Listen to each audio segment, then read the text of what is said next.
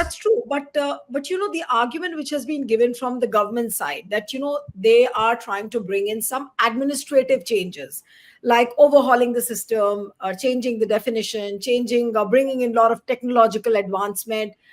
What would you release? I mean, how would you counter those arguments coming from the government side? And the government also has been saying that it's a Muslim community which has usurped the property. Then there was this argument that, look at examples like Owaisi, what they have done, they have usurped property.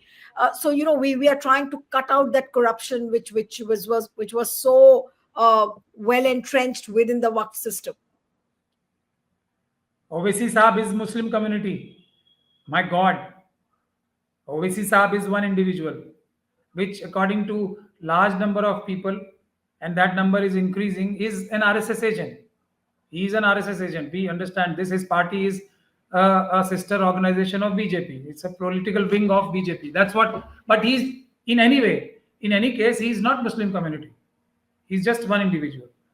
And now, what is the contradiction? In the same breath, this is typical for RSS and BJP. In same breath, they are bringing this law for protecting Waqf properties. In that same very breath, they also say that Muslims are usurping government land and other people's land. So this is all, this is typical of BJP and RSS. Now let me give you a few examples. If there is corruption, if there is theft, if there is misappropriation of properties in any organization. Now, if you want to stop this crime, and there is no doubt these are all crimes in various laws, including Waqf laws. So would you enhance the punishment? Like in rape cases, punishment was enhanced and it was brought up to the level of even death sentences. Or would you reduce the sentence? What would be the choice of an honest person or an honest organization? Obviously, enhancing the punishments if you want to stop corruption and theft, etc. What they have done is they have reduced punishment. They have these offenses which were cognizable, meaning thereby police could directly register FIR, police could arrest. Now they have made it non-cognizable. They have diluted the laws. They are encouraging corruption or reducing corruption. Another argument which is being given is quoting section 40. What is being said is that Waqf board has the power via section 40 of the Waqf Act 2013 to usurp any land which they want to. The Waqf board will put finger on any land and that will be theirs. Nobody can challenge it. What absolute nonsense that is they have been doling to the world. I can read out this thing, but I want to give a bigger proof of this is what they are objecting to, which they want to change. Now what are they wanting to change it to? Now any government land, and who will determine government land? The district collector. If he determines or if he puts finger, like section 40 of the Waqf board, on any land, that will be government land. So something which they are saying is evil, is bad, they want to do now. So what is this logic? This is the level of logic RSS and BJP always has. But they have the fraudulent numbers inside the parliament, I would say, because of the role of EVMs which has been utilized by the BJP and RSS. And this is what they've been doing to the country. All in all, are we to say, and this is what the heading of our program today also is, that is Waqf Amendment Bill a bundle of lies and nothing beyond this? Squarely. Not even one provision is not violative of the Constitution of India, Part 3. That is my statement. Now let me look at it from another angle for your viewers' benefit. Now, 2013 Act. Why do you change an act if it is violative of some constitutional provision, right? And they are saying that this was violative of, and I heard the member of parliament of Mr. Lalan Singh of JDU. He was saying this act has been brought to clear off the gandagi. That probably is the exact word he used, which was existing in 2013 law. Now, they should, Mr. Rijiju is a brilliant man.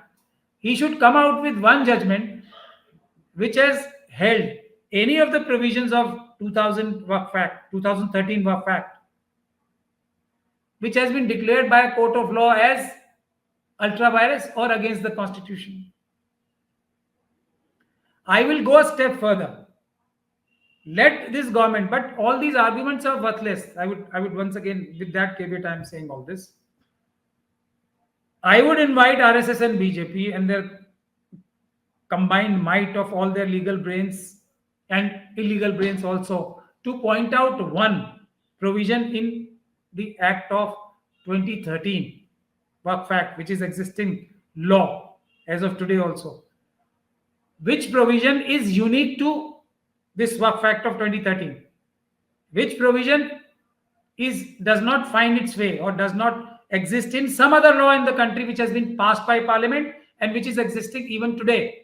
So where is this big need of changing this? And where are these anomalies, big gandagis, as the JDS member of parliament, honorable member of parliament was saying? This gandagi, if it is there, exists in other laws also. If it is gandagi, it has to be removed from every act where it exists. So this is all I'm saying is these people have nothing else but lies, and lies.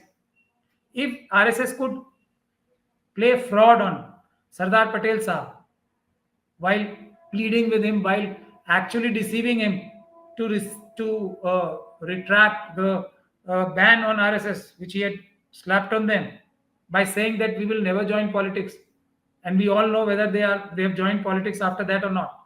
So there is an yeah, organizational secretary if you of RSS in the BJP. No, but Pracha, if you have heard Gaurav Gogoi's speech, he very clearly listed out the 4 Ds, that this bill aims to divide, dilute, defame, and disenfranchise. These are the 4 Ds he mentioned, and he attacked the center, that this is what this Waqf Amendment Bill does. I'm wanting to ask you, legally, socially, and politically, does this bill do all of this? All these 4 Ds: divide, dilute, defame, and disenfranchise the minorities. And for disenfranchisement, another bill has been introduced in Rajya Sabha today itself, while Mr. Gaurav Gogoi was probably making his case in Lok Sabha. Another bill has been introduced, Immigrants and Foreigners Act.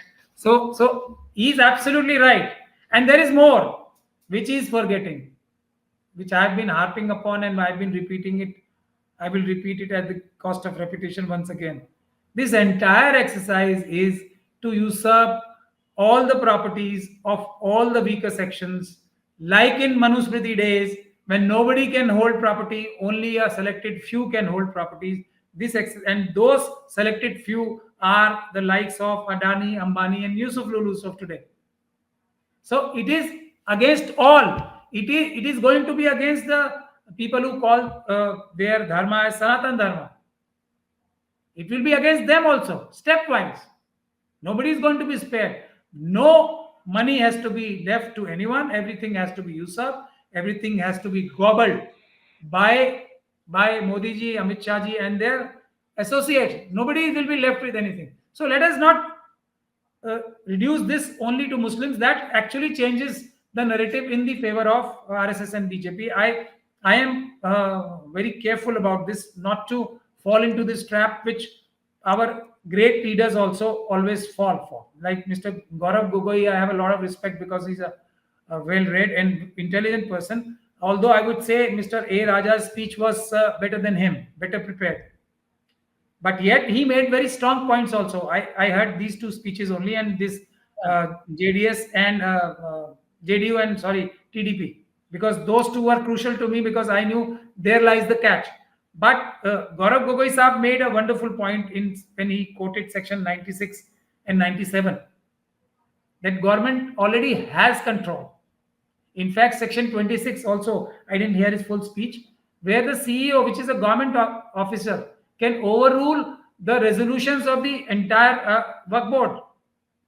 If they repeat that, if they don't agree with the suggestion given by the CEO can refer that resolution to the state government, and that can be nullified by the state government. That is something we want to get rid of, actually, to give autonomy to the Waqf Act. Now, this is actually further decapitating the whatever little freedom of functioning was there in the work boards. This is the actual condition. 96 says central government will have the say in secular functioning of the work boards, and 97 says state government will have power, and state government has also got power in section 26. So it is a very well balanced, although it's not enough to protect the interests of Waqf, yet the amendments are going to totally destroy it. And this is going to be, for what my worst fear is, this is going to be very soon followed for other minorities and then scheduled caste, scheduled tribe also, like PESA Act, which has been brought to protect the tribals' property, but it is functioning in the other way. So my last question to you, Pracha, is that will this bill, of course, is going to be passed in the Lok Sabha. There is no two ways about it. I'm sure it will be passed in the Rajya Sabha as well. But will it face a litany of litigations now? Will people run to the courts after this bill is passed?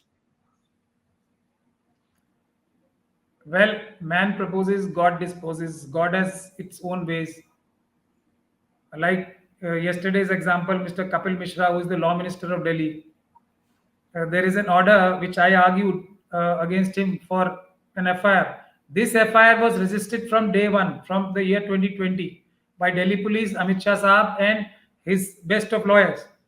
But what a timing! When he's the law minister, that FIR has been slapped on him. So similarly, we have also got plans to tackle this. It is not going to be so easy, because not only we will protest on the streets, but we have a plan to put speed breakers in their design for usurping the properties, firstly of Muslims and then of other religions and scheduled caste and scheduled tribe. I will not divulge our strategy, but people should know that we have a counter strategy which we will unveil very soon. So right. RSS So all and of this BJP should is going to lead to. So all of this is going to lead to a big movement, you are saying, which will not only include the Muslims, but all sections, the weaker sections of the society. That's what you to mean. begin with, and then the Sanatan Dharmis will also join, because their mandirs, their trust is also going, and this is happening today. Government has got full control mostly in almost all the places. So they are also sufferers in this, not just us. So all of the sufferers will unite, because sooner or later their strategy of usurping everybody's property and giving it to their friends will get exposed. So this is going to be the undoing of RSS and BJP. I can assure you that. All right. Thank you so much, Mehmood Pracha, for joining on HW. Thank you. Thank you so much, Patel.